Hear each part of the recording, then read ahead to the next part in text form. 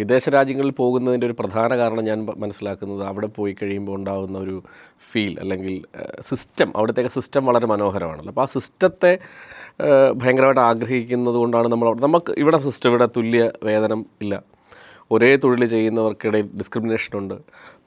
ഇപ്പം ഞാൻ ഈ സംസാരിക്കുന്ന തൊട്ട് മുമ്പ് എനിക്കൊരു കോൾ വന്നതാണ്. ഒരു കൊച്ചിയിൽ നിന്നൊരു കുട്ടി എന്നെ വിളിച്ചിട്ട് പറയുകയാണ്, ഇന്ന് രാവിലെ അവിടെ ചെന്നപ്പം ആ എംപ്ലോയി ആ സ്ഥാപനം അടച്ചിട്ട് അവർ കയറാൻ സമ്മതിക്കുന്നില്ല, ആരോട് പരാതിപ്പെടണം, പോലീസ് സ്റ്റേഷനിൽ ചെന്ന് പോലീസുകാർ പറയുന്നത് ഇത് തൊഴിൽ നിയമമാണ്, ഞങ്ങൾക്കൊന്നും ചെയ്യാൻ സാധിക്കത്തില്ല. അപ്പം ഒരു ഇൻസെക്യൂരിറ്റി ഫീലിങ്സ് ബേസിക്കലി നമ്മുടെ ഇവിടെ.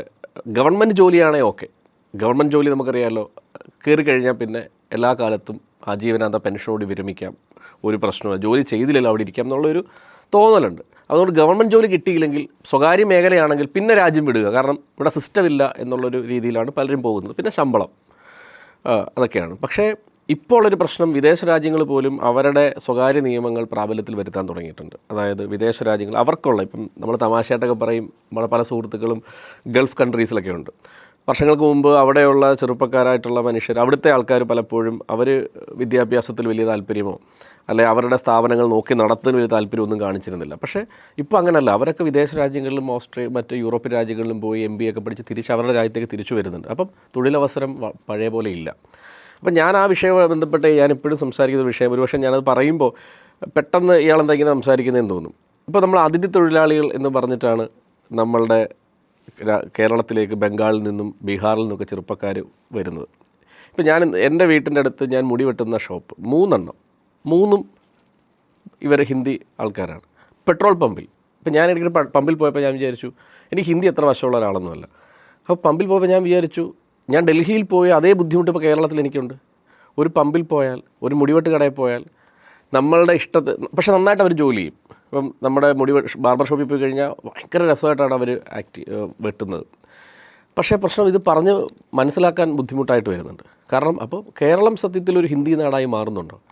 അപ്പോൾ അതിഥി തൊഴിലാളികളെന്നും പറഞ്ഞ് നമ്മളവരെ സ്വീകരിക്കുമ്പോൾ നമ്മുടെ ചെറുപ്പക്കാർ എവിടോട്ട് പോകുന്നു? അവർക്ക് ഭയങ്കര ഫ്രസ്ട്രേഷനാണ്. വിദേശ രാജ്യത്ത് പോയാൽ ശമ്പളം പഴയ പോലെ ഇല്ല, തൊഴിൽ കിട്ടുന്നില്ല, വലിയ ലേബർ റെസ്ട്രിക്ഷൻസ് അവിടെ വരുന്നു, നാട്ടിലും തൊഴിൽ കിട്ടുന്നില്ല. അപ്പോൾ അതിനകത്തൊരു പ്രാദേശികവാദം ഞാൻ ഉയർത്തുന്ന ഒരാളാണ്. നമുക്കിവിടെ തൊഴിൽ കൊടുക്കണം. അപ്പോൾ അതിഥി തൊഴിലാളി ഒരു സമയത്ത് നമ്മുടെ നാട്ടിൽ ചെറുപ്പക്കാരില്ലാത്ത സമയത്ത് നമ്മൾ അവരെ കൊണ്ടുവന്ന് ജോലി ചെയ്യിപ്പിച്ചു. പക്ഷേ ഇപ്പോൾ അങ്ങനെയല്ല. ഇപ്പോൾ ചെറിയ ശമ്പളത്തിന് പോലും ചെറുപ്പക്കാർ വിദേശ രാജ്യങ്ങളുടെ കൾച്ചർ അഡോപ്റ്റ് ചെയ്യുന്നുണ്ട്. അതായത് 2 മണിക്കൂർ ഒരു സ്ഥാപനത്തിൽ ജോലി ചെയ്തു, അത് കഴിഞ്ഞ് 3 മണിക്കൂർ മറ്റൊരു സ്ഥാപനത്തിൽ ജോലി ചെയ്യുന്ന ഒരു ന്യൂജൻ ചെറുപ്പക്കാരുടെ കൾച്ചർ ഇവിടെയുണ്ട്. അപ്പോൾ ഈയിടയ്ക്ക് എൻ്റെ ഒരു സുഹൃത്ത് പറഞ്ഞതാണ്, ഇപ്പം നമ്മൾ വലിയ മോളുകളിൽ പോകും, ആ മോളുകളിൽ ഇപ്പം വേണമെങ്കിൽ സർക്കാർ അത്തരം നിയമങ്ങൾ കൊണ്ടുവരാം, ലേബർ നിയമത്തിന് അത്തരം അമെൻമെൻറ്റുകൾ കൊണ്ടുവരാം. വേണമെങ്കിൽ ഇപ്പോൾ കോട്ടയത്ത് ഒരു വലിയ മോളുണ്ടെങ്കിൽ ആ മോളിൽ വലിയൊരു നോട്ടീസ് പതിക്കാം, ഇന്ന ഷോപ്പിൽ ഇന്ന വേക്കൻസികളുണ്ട്, ഇത്ര അവേഴ്സ് ഡ്യൂട്ടി. അപ്പോൾ ഇപ്പം നമുക്കറിയാം, നമ്മുടെ ഇവിടെ നാട്ടിൽ എംപ്ലോയ്മെൻറ്റ് എക്സ്ചേഞ്ച് എന്ന് പറഞ്ഞൊരു സാധനമുണ്ട്. എൻ്റെ കുട്ടിക്കാലം മുതൽ എംപ്ലോയ്മെൻറ്റ് എക്സ്ചേഞ്ച് ഉണ്ട്. എംപ്ലോയ്മെൻറ്റ് എക്സ്ചേഞ്ച് വഴി ആരെങ്കിലും നിയമിക്കുന്നത് നമ്മൾ കണ്ടിട്ടുണ്ടോ? കുറേ നമ്മൾ അവിടെ എല്ലാം ആപ്ലിക്കേഷൻ കൊടുത്തിട്ടുണ്ട്. വെറുതെ ഒരു സർക്കാർ സ്ഥാപനം. ഈ എംപ്ലോയ്മെൻറ്റ് എക്സ്ചേഞ്ച് പ്രോപ്പറായി നടപ്പിലാക്കണം. അവിടെ എല്ലാ മനുഷ്യരും, ഞാൻ രസകരമായിട്ട് പറയുമ്പോൾ നമ്മൾ പറയും തൊഴിൽ കൊടുക്കുന്നത്, ഇപ്പം പിൻവാതിൽ നിയമനം വളരെ ഭീകരമാണ്, PSC വഴി റിക്രൂട്ട്മെൻ്റ് ഇല്ല, ഒരു കാര്യങ്ങളും ഇല്ല. അപ്പോൾ ഈ സിസ്റ്റം പ്രോപ്പറാക്കിയാൽ, അതായത് സർക്കാർ ജോലി സർക്കാർ സംവിധാനത്തിലൂടെ മാത്രം, അതിന് രാഷ്ട്രീയ നിറം കൊടുക്കരുത്. ഇപ്പം ഞാൻ കഴിഞ്ഞ ദിവസം നോക്കിയപ്പം തൃശ്ശൂർ കോർപ്പറേഷനിൽ രാവിലെ ഒരു വാർത്തയാണ്, തൃശ്ശൂർ കോർപ്പറേഷനിൽ UDF LDF അല്ലെങ്കിൽ അവിടുത്തെ ഭരണകക്ഷി LDF UDF പറയണ്ട, ഭരണകക്ഷിയും പ്രതിപക്ഷം തമ്മിൽ അടി. അപ്പോൾ എന്താ പ്രശ്നം എന്ന് വെച്ച് കഴിഞ്ഞാൽ, ഇപ്പോൾ മേയറായിട്ടിരിക്കുന്ന ആളുടെ പാർട്ടിക്കാരിയുടെ ആളല്ല മേയറുടെ ഡ്രൈവർ, കഴിഞ്ഞ അവിടുത്തെ കോർപ്പറേഷൻ നിയമിച്ചതാണ്. അപ്പോൾ അവർ പറയുന്നത്, ഇനി ഞങ്ങളുടെ മേയർ യാത്ര ചെയ്യുന്നത് മറ്റേ പാർട്ടിക്കാരൻ നിയമിച്ച ഡ്രൈവർ കൂടെ പറ്റത്തില്ല, വ്യത്യസ്ത രാഷ്ട്രീയ പാർട്ടിപ്പെട്ടവരാണ്, അപ്പോൾ അവരെ മാറ്റണം. അപ്പോൾ അത് ഇവരെ എങ്ങനെ നിയമിച്ചേ? ഇവരെ ഇഷ്ടക്കാരെ നിയമിച്ചതാണ്. അപ്പോൾ ഈ സിസ്റ്റം മുഴുവൻ പൊളിച്ചെടുക്കി ചെറുപ്പക്കാരായിട്ടുള്ള പിള്ളേർക്ക് 2-3 മണിക്കൂർ ഷിഫ്റ്റ് അനുസരിച്ച് ജോലി ചെയ്യാൻ അവർ തയ്യാറായിട്ടുണ്ട്. ചെറിയ ശമ്പളമാണ്. നമ്മൾ പറയും നമ്മുടെ മലയാളികൾക്ക് ഭയങ്കര ശമ്പളം, ആ കൾച്ചർ മാറി. ചെറുപ്പക്കാരോട് സംസാരിച്ച് അവരുടെ കൾച്ചർ മാറി. അപ്പോൾ വലിയ മോളുകളിൽ ഇത് പതിപ്പിക്കാം, ഇന്ന ഷോപ്പിൽ ഇന്ന വേക്കൻസി ഉണ്ട്, അത് ഗ്രാമങ്ങളിലേക്കും പടർത്താം. അപ്പോൾ സ്വാഭാവികമായിട്ടും അതിഥി തൊഴിലാളികളുടെ ആ ഒരു വരവ് കുറയും. ഇപ്പം ഞാൻ കഴിഞ്ഞ ദിവസം നോക്കിയപ്പോൾ ഒരു രാഷ്ട്രീയ പാർട്ടിയുടെ ജാഥ കടന്നു വരുന്നു കണ്ണൂർ. അവിടെ കുറേ ആൾക്കാർ വന്ന് മുദ്രാവാക്യം വിളിക്കുകയാണ്. അവർ അവിടെ നിന്ന് ഇവിടേക്ക് എങ്ങനെ എത്തി? തൊഴിൽ കിട്ടാത്തതിൻ്റെ ഭാഗമായിട്ടാണ് എത്തിയത്. അപ്പോൾ മാത്രമല്ല, നമ്മളിപ്പോൾ നമ്മൾ സംസാരിക്കുന്ന കോട്ടയത്തിൻ്റെ തൊട്ടടുത്ത് പെരുമ്പാവൂർ എന്ന് പറഞ്ഞ സ്ഥലത്ത് അവിടെ നിന്ന് വരുന്ന വാർത്തകൾ നമ്മളെ വല്ലാണ്ട് ഭീതിപ്പെടുത്തുന്നതല്ലേ. ഇപ്പോൾ പെരുമ്പാവൂരോടെ നമ്മൾ പോയി കഴിഞ്ഞാൽ നമ്മുടെ സംസ്ഥാനത്തിൻ്റെ ഒരു ഭാഗമാണോ അതോ മറ്റൊരു ഉത്തരേന്ത്യൻ സംസ്ഥാനത്തിൻ്റെ ഭാഗമാണോ എന്ന് സംശയം തോന്നും. കാരണം എല്ലാ മേഖല അവർ കൈയടക്കി. അവിടെ നിന്ന് വരുന്ന ലഹരി കണക്കുകൾ, അല്ല അവിടെ നിന്ന് വരുന്ന ക്രൈം റെക്കോർഡ്സ് വളരെ വർധനവ്.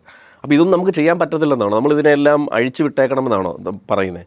അല്ലെങ്കിൽ അത്തരമൊരു പ്രാദേശികവാദം വേണ്ടാന്നാണോ? ഞാൻ അത്തരം പ്രാദേശികവാദത്തിൽ വിശ്വസിക്കുന്ന ഒരാളാണ്. അപ്പം നമ്മുടെ നാട്ടിലെ ചെറുപ്പക്കാർക്ക് തൊഴിൽ കൊടുത്തേ പറ്റുള്ളൂ. അങ്ങനെ തൊഴിൽ കൊടുത്താൽ അവർ രാജ്യം വിട്ടു പോകത്തില്ല. ഇവിടെ താമസിക്കാൻ അവർക്ക് ഇപ്പോൾ താല്പര്യമുണ്ട്. പക്ഷേ നമ്മളത് അഡ്രസ്സ് ചെയ്യുന്നില്ല. അഡ്രസ്സ് ചെയ്യാതെ രാജ്യം മൊത്തം രാജ്യത്ത് ചെറുപ്പക്കാരെല്ലാം വിട്ടുപോകാമെന്നൊരു നരേഷൻ പറയുന്നത് നമുക്കിതൊന്നും ചെയ്യാൻ ഈ സിസ്റ്റം ഇങ്ങനെ ഉണ്ടാക്കിയെടുക്കാൻ കഴിയാത്തത് കൊണ്ടാണ്. എന്നാൽ പിന്നെ അവരങ്ങ് പൊക്കോട്ടെന്നാണ്. അങ്ങനെ പോയി കഴിഞ്ഞാൽ ഒരു കുഴപ്പമെന്ന് വെച്ചാൽ നമ്മുടെ നാടുകളിൽ ഇപ്പം പ്രളയം ഉണ്ടായ സമയത്ത് എനിക്കിപ്പോഴും ഓർമ്മയുണ്ട്, വീടുകളിൽ മാതാപിതാക്കൾ മാത്രമേ ഉള്ളൂ. പലരും കരഞ്ഞിട്ട് വീഡിയോ ഒക്കെ ഇട്ടിട്ട് പറയണം ഇന്ന വീട്ടിൽ എൻ്റെ അമ്മച്ചിയുണ്ട്, ഇന്ന വീട്ടിൽ എൻ്റെ അപ്പച്ചനുണ്ടെന്ന് പറയുമ്പോഴാണ് നമ്മൾ ഈ വീട്ടിൽ ആൾക്കാരുണ്ടോ എന്ന് നമ്മൾ അറിയുന്നത് പോലും. കാരണം മനുഷ്യരായാലും ഇപ്പോൾ നമ്മൾ സാമൂഹ്യ പ്രവർത്തനത്തിൻ്റെയൊക്കെ ഭാഗമായി പല വീടുകളിലും ചെല്ലുമ്പം അപ്പനും അമ്മയും മാത്രമേ ഉള്ളൂ, മക്കളെന്ത് ചെയ്യും? അപ്പോൾ അങ്ങനെ സംഭവിക്കുമ്പോൾ നമ്മളുടെ സംസ്ഥാനത്തിൻ്റെ അല്ലെങ്കിൽ നമ്മുടെ സ്ഥലത്തിൻ്റെ വികസനമല്ലേ കുറയുന്നത്? അവരിവിടെ നിൽക്കേണ്ടതല്ല, ഇവിടെ ജോലി ചെയ്യേണ്ടതല്ല. നല്ല ചെറുപ്പക്കാർ രാഷ്ട്രീയത്തിലേക്കും, നല്ല ചെറുപ്പക്കാർ സാമൂഹ്യ പ്രവർത്തനത്തിലേക്കും, നല്ല ചെറുപ്പക്കാർ ഗവൺമെൻറ് ഉദ്യോഗസ്ഥത്തിലേക്കും, നല്ല ചെറുപ്പക്കാർ ഉദ്ദേശിക്കുന്നത് ഈ നല്ലതെന്ന് ഉദ്ദേശിക്കുന്നത്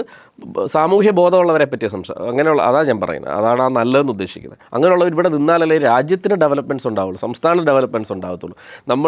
നമ്മൾ ഇത്രയും നാളും തുടർന്ന നേട്ടങ്ങൾ മുമ്പോട്ട് കൊണ്ടുപോകാൻ പറ്റുള്ളൂ. അപ്പോൾ വിദ്യാഭ്യാസം കഴിഞ്ഞു, നല്ല വിദ്യാഭ്യാസം കൊടുക്കും. നമ്മൾ ഒരു കാര്യം ശ്രദ്ധിച്ചാൽ, നമ്മൾ നല്ല വിദ്യാഭ്യാസം ഗവൺമെൻറ് മേഖലയിൽ കൊടുക്കുന്നെങ്കിൽ ആ വിദ്യാഭ്യാസത്തിന് അവർ ചെയ്യേണ്ട പ്രതിപ്രവർത്തനമല്ല ഇവിടുത്തെ സർവീസ് എന്ന് പറയുന്നത്. അപ്പോൾ ഇവിടെ നമ്മൾ വലിയ ഇൻവെസ്റ്റ്മെൻറ്റ് കൊടുത്ത് അവരെ പഠിപ്പിച്ചതിന് ശേഷം അവരുടെ പ്രയോറിറ്റിയും അവരുടെ സേവനവും അവരുടെ ഹ്യൂമൻ റിസോഴ്സസും അവരുപയോഗിക്കുന്ന വിദേശ രാജ്യങ്ങളിലേക്കാണ്. ആ വിദേശ രാജ്യങ്ങൾ അവരെ കൊണ്ട് നേട്ടം ഉണ്ടാക്കുകയാണ്. ആ നേട്ടം ഇവിടെ വരേണ്ടതല്ലേ? അപ്പോൾ ഈ രീതിയിൽ തൊഴിൽ നിയമങ്ങൾ മാറ്റി ഇവിടെ ചെറുപ്പക്കാർക്ക് തൊഴിൽ കൊടുക്കാൻ പറ്റുന്ന സിസ്റ്റം ഡെവലപ്പ് ചെയ്യുക എന്നുള്ളതാണ്. അത് വളരെ ഈസി ആയിട്ട് പറ്റും. കാരണം ലേബർ നിയമങ്ങൾ വളരെ ശക്തമായി പൊളിച്ചെഴുതണം. അതായത് സ്വകാര്യ കമ്പനികൾ നടത്തുന്ന ഒരുപാട് സ്ഥലങ്ങളുണ്ട്. നമുക്ക് കൊച്ചിയിലൊക്കെ പോയി കഴിഞ്ഞാൽ ഒരുപാട് ചെറുപ്പക്കാർ നമ്മളെ പല സമയത്ത് വിളിക്കാറുണ്ട്. ഒറ്റ ദിവസം കൊണ്ട് പറഞ്ഞു വിടും. അവർക്ക് നോട്ടീസ് പീരീഡ് പോലും അവർക്ക് കൊടുക്കത്തില്ല. അതുപോലെ തന്നെ ഇന്ന് ജോലി ചെയ്തുകൊണ്ടിരിക്കുന്ന ആൾ നാളെ വരുമ്പോൾ സീറ്റിൽ വേറെ ആളായിരിക്കും. അതായത് ഒരു സ്ഥാപനം തുടങ്ങിക്കഴിഞ്ഞ് കഴിഞ്ഞാൽ എന്തും ചെയ്യാം, ആരും ചോദിക്കാനില്ല, ആരും പറയാനില്ല. നമ്മൾ ഒരു സിനിമ കണ്ടിട്ടുണ്ട്, ആക്ഷൻ ഹീറോ ബിജു എന്ന് പറഞ്ഞ സിനിമ ഉണ്ട്. ആ സിനിമയിൽ ഒരു സീൻ കാണിക്കുന്നതാണ്. ഒരു പെൺകുട്ടി വന്നിട്ട് പറയാണ്, സാറേ എൻ്റെ റെക്കോർഡ്സ് എല്ലാം പിടിച്ചു വെച്ചിരിക്കും, ശമ്പളം തരുന്നില്ല. അപ്പം നിവിൻ പോളിയുടെ ഒരു ഡയലോഗ് ഉണ്ട്, മര്യാദയ്ക്ക് നിന്നെ മറ്റ് കേസിൽ കൊടുക്കും. ഇങ്ങനെ റൺ ചെയ്യുന്ന ഒരുപാട് സ്ഥാപനങ്ങളുണ്ട്. അവിടെയൊന്നും അവർക്കൊരു ഇൻസെക്യൂരിറ്റി ഫീൽ, ആ ഫീലിൽ നിന്നുകൊണ്ടാണ് ഇവർ പുറത്തേക്ക് പോകുന്നതാണ് ഞാൻ വിശ്വസിക്കുന്നത്.